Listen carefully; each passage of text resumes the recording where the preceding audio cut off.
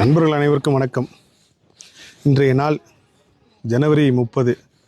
என் வாழ்வில் மறக்க முடியாத நாள். ஏன்னா போன வருஷம் இதே நாளில் தான் இமயமலை பயணத்துக்கு அப்புறம் என் வாழ்க்கையில் அரசியல் கிடையாதுன்னு சொல்லி நான் அறிவித்தேன். கரெக்டாக 27ஆம் தேதி ஜனவரி 27 முருகர் உத்தரவு தியானத்தில் வருது, இனியும் வாழ்க்கையில் அரசியல் இல்லைன்னு சொல்லிட்டு அதை திரும்ப கன்ஃபார்ம் பண்ணுறதுக்கு 2 முன்னாடி உத்தரவு கேட்கும்போது இல்லைன்ட்டு வந்துச்சு. எல்லாமே முருகர் கொடுத்தது தானே, முருகருக்கு தெரியும்னு சொல்லி நான் ரொம்ப நேசித்து அரசியலை விட்டு வந்துட்டேன். இனிமேல் வாழ்க்கையில் அரசியல் கிடையாது, அரசியல் சார்ந்த எந்த கருத்தும் கிடையாது, அரசியல் சார்ந்த எந்த விமர்சனமும் கிடையாது, முழுக்க முழுக்க முருகர் பயணம் மட்டும்தான் அப்படின்னு முடிவெடுத்த நாள் இன்றைக்கி 1 வருஷம் ஆகுது. இந்த 1 வருஷத்தில் எனக்கு நிறைய மாற்றங்களை உணர்ந்தேன், நிறைய அதிசயத்தை உணர்ந்தேன்.